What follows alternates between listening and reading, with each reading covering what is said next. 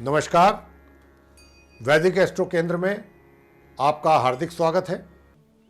और आज हम आपके लिए लेकर के आए हैं इस कार्यक्रम में आपका मासिक राशिफल नवंबर 2022 का, यानी कि आपका मंथली राशिफल जो कि नवंबर 2022 का है, उसकी चर्चा हम करेंगे इस कार्यक्रम में।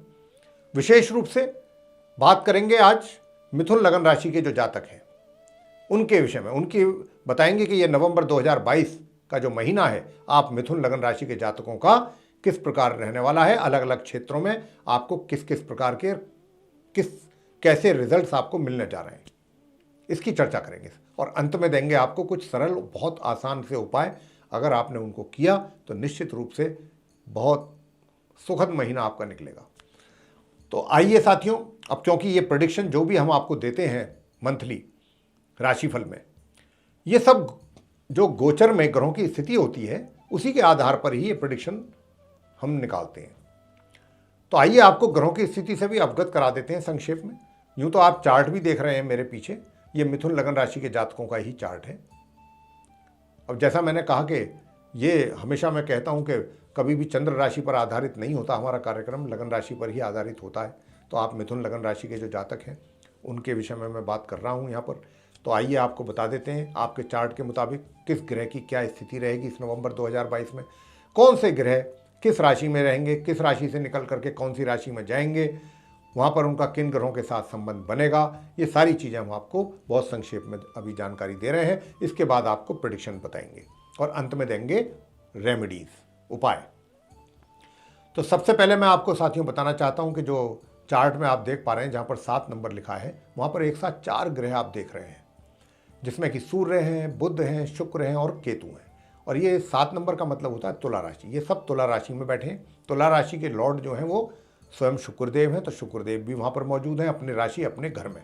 और ये पंचम भाव है, 5th हाउस कहलाता है जहाँ पर ये बैठे हैं। लेकिन साथियों सबसे यहाँ पर ये सूर्य, बुध और शुक्र तीनों ही इस महीने अपना राशि परिवर्तन कर रहे हैं एक एक करके। तो सूर्य जो है ये तो 16 तारीख को यहाँ से निकलेंगे तुला राशि से, अपनी नीच राशि है ये इनकी, बहुत खराब स्थिति में है ये। तो यहाँ से ये 16 को निकल जाएंगे और कहाँ जाएंगे, ये छठे भाव में जाएंगे जहाँ पर 8 नंबर लिखा है, वृश्चिक राशि में जाएंगे। 8 का मतलब वृश्चिक राशि, वृश्चिक राशि के लॉर्ड मंगल होते हैं। तो ये सूर्यदेव अपने मित्र के घर में जाएंगे, मित्र की राशि वृश्चिक में जाएंगे 16 नवंबर को और फिर माह के अंत तक वहीं रहेंगे। लेकिन इससे पहले 11 नवंबर को यहाँ पर शुक्र आ जाएंगे इसी वृश्चिक राशि में जो उनकी सम राशि है। लेकिन ये जब यहाँ पर आएंगे तो ये अस्त अवस्था में और मार्गी अवस्था में आएंगे, यानी कि ये अस्त होंगे और मार्गी होंगे जब ये यहाँ पर आएंगे 11 नवंबर को।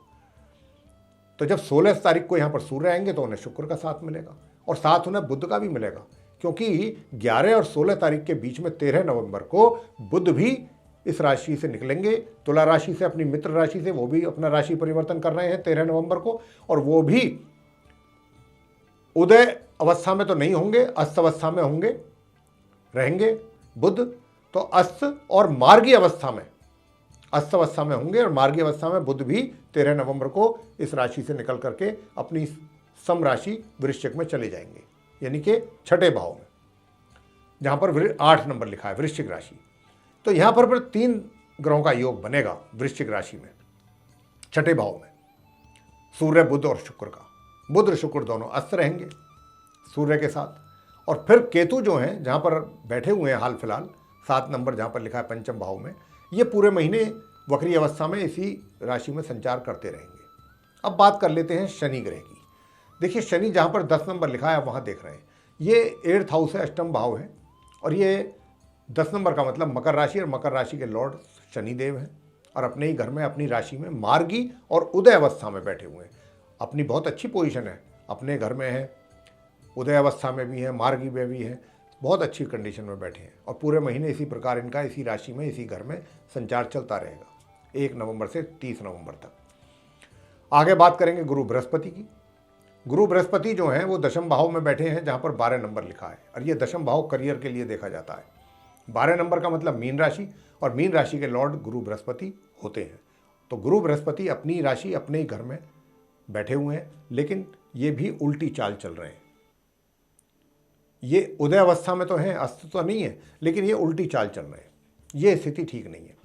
लेकिन क्या होगा कि 23 नवंबर को महीने के उत्तरार्ध में जाकर के ये भी मार्गी हो जाएंगे, सीधी चाल चलना आरंभ कर देंगे। तो 23 तारीख से इनकी स्थिति में सुधार होगा।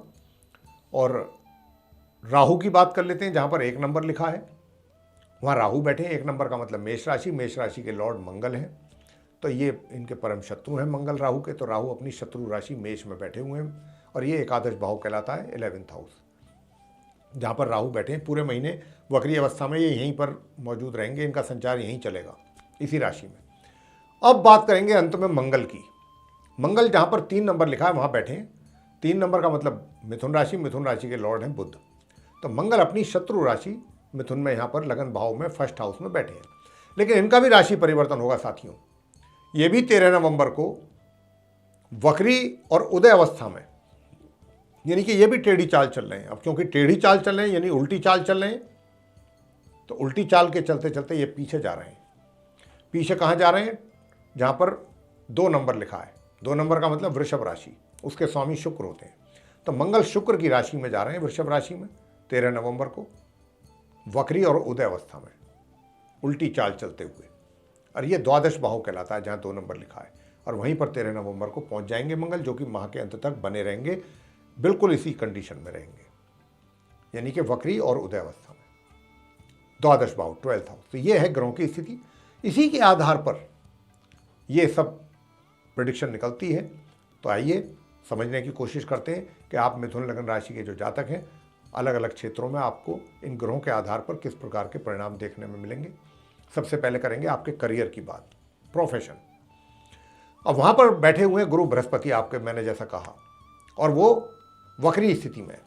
अब क्योंकि वक्री स्थिति में साथियों, और मैंने ये भी बताया कि 23 तारीख को ये मार्गी हो जाएंगे। अब क्योंकि ये मार्गी होंगे 23 तारीख को, इन्होंने बहुत सुंदर राजयोग बनाया है आपकी कुंडली में। गुरु बृहस्पति के कारण बहुत ही सुंदर बड़ा राजयोग बना है। लेकिन क्योंकि ये थोड़ा इनकी स्थिति में गड़बड़ी थी, उल्टी चाल चल रहे थे, और वो इनका सुधार होगा 23 नवंबर को, जब ये सीधी चाल चलना आरंभ करेंगे। तो 23 नवंबर से आप अपने कार्य क्षेत्र में बहुत कुछ अच्छा करेंगे, बहुत अच्छी आपको अवसर प्राप्त होंगे उन्नति के। बृहस्पति आपको बहुत अच्छा आपको आगे ले जाने वाले हैं आपको अपने कार्य क्षेत्र में। व्यापार अगर करते हैं तो व्यापार ग्रो कराएंगे ये आपका बहुत अच्छे तरीके से, यानी कि जो कमियां थोड़ी बहुत अभी चल रही थी वो सब दूर होंगी 23 नवंबर ऑनवर्ड्स। और अगर आप रोजगार में हैं तो प्रमोशन के लिए तैयार रहिए। आपका कोई प्रमोशन हो सकता है, या तो जहां पर आप कार्यरत हैं, और नहीं तो कोई अपॉर्चुनिटी आपको ऐसी मिल सकती है कि जिसमें आपको बहुत ही अच्छी पोजीशन और सब कुछ बहुत अच्छा रहेगा आपके लिए। गुरु बृहस्पति आपको बहुत कुछ देने के लिए बैठे हुए हैं आपके अपने प्रोफेशन को लेकर, करियर को लेकर। बहुत अच्छा राजयोग है आपकी। तो ये इस महीने जो है 23 नवंबर के बाद से बहुत चीज़ें पॉजिटिव होने जा रही हैं, जो आपने सोचा भी नहीं होगा। आपके कार्य क्षेत्र की बात हो रही थी। अब बात करते हैं आपके किसकी। देखिए, कार्य क्षेत्र की बात हो रही है तो अंत में एक बात ये भी बता दें चलते चलते करियर से रिलेटेड, कि जो मिथुन लगन राशि के जातक कहीं अगर विदेश जाना के इच्छुक हैं, बाहर जाना चाहते हैं, उनका भी योग बना हुआ है। हालांकि इतना स्ट्रांग योग नहीं है, लेकिन फिर भी योग बना हुआ है। यात्रा बहुत सुखद तो नहीं कह सकते, लेकिन फिर भी ठीक ठीक कही जा सकती है। बहुत ज़्यादा सक्सेसफुल जर्नी आपकी रहे या उसका बहुत ज़्यादा एंजॉय करें, ऐसा तो मैं नहीं कह रहा हूँ, लेकिन फिर भी काफ़ी ठीक ठाक आपकी यात्रा रहेगी। और अगर आप जाना चाहते हैं तो कोशिश करने के उपरांत ही आपको सक्सेस मिलेगा। एफर्ट थोड़े अधिक डालने पड़ेंगे।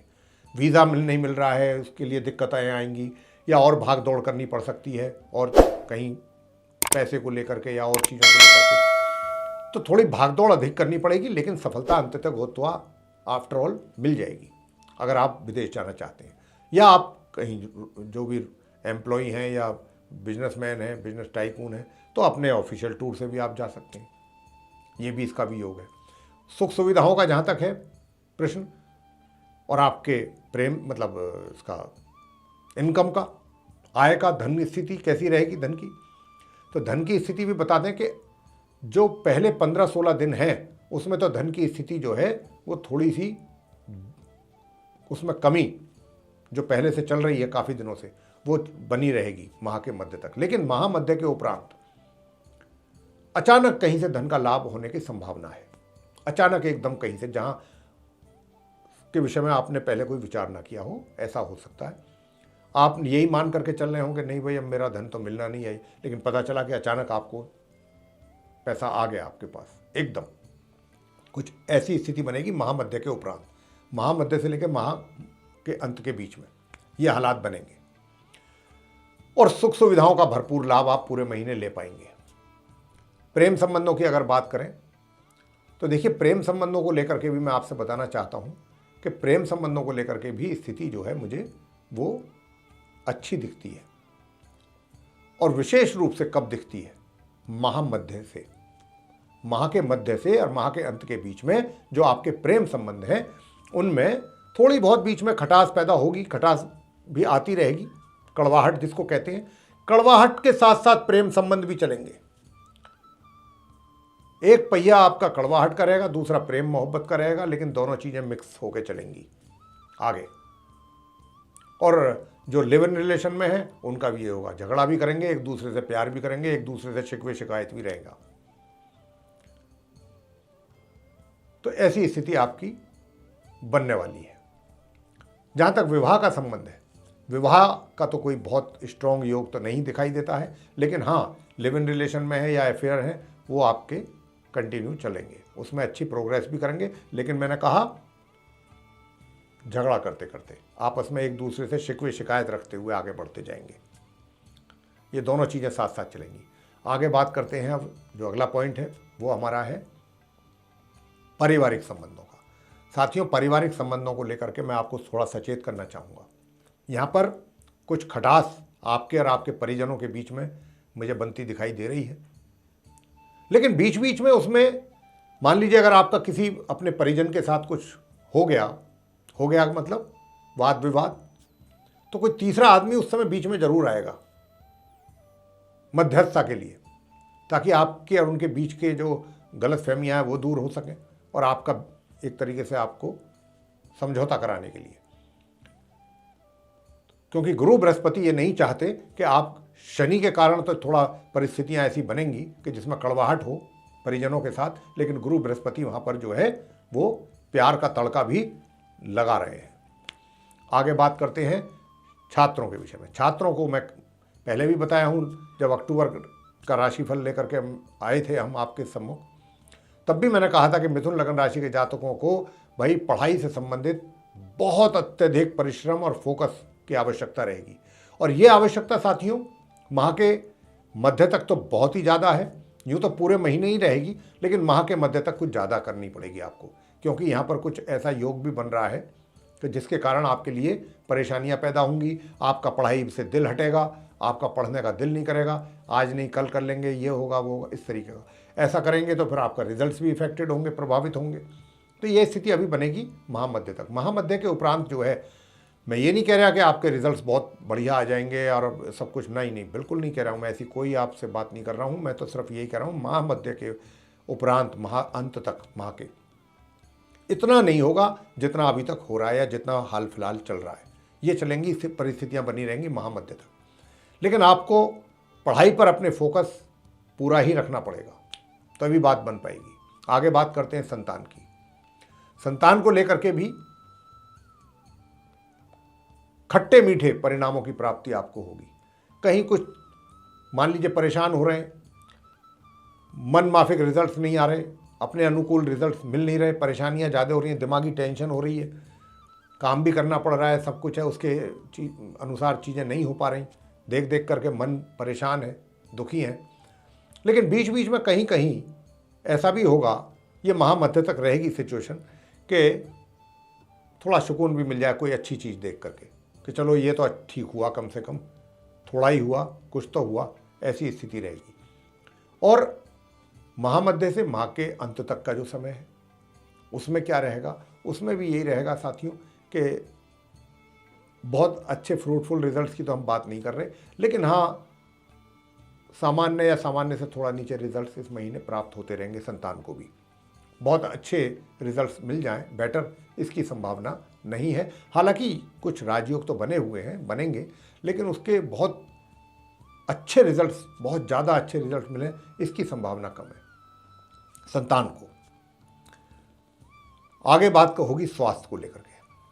प्रिय साथियों, स्वास्थ्य जो है आपका माह के मध्य तक 13 नवंबर तक तो गड़बड़ रहने की पूरी संभावना है। पहले से भी हमने बोला हुआ है गड़बड़ है, अक्टूबर के राशिफल से में भी, और ये स्थिति 13 नवंबर तक रहेगी। 13 नवंबर के बाद आपकी हेल्थ में इंप्रूवमेंट होगा, स्वास्थ्य आपका अच्छा और दुरुस्त रहेगा। और साथ ही आपको यह भी बताना चाहेंगे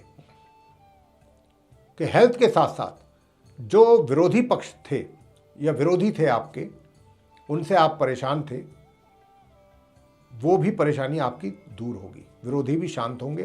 कोर्ट कचहरी से संबंधित यदि कोई मामला चल रहा है तो 13 नवंबर के बाद अगर उसको करेंगे तो बहुत अच्छा रिजल्ट आपको मिलने वाला है 13 नवंबर से 30 नवंबर के बीच में।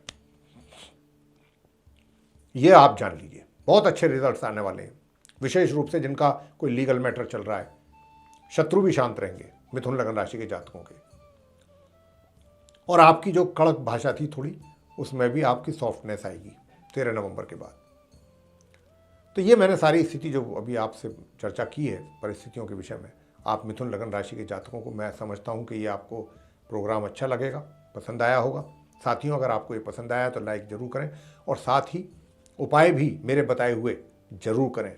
वो उपाय, सूर्यदेव को जल देना बिल्कुल ना भूलें, तांबे के कलश में प्रातःकाल स्नान आदि से निवृत्त होकर के एक चुटकी उसमें रोली या कुमकुम जिसको बोलते हैं आप, वो जरूर डाल लें।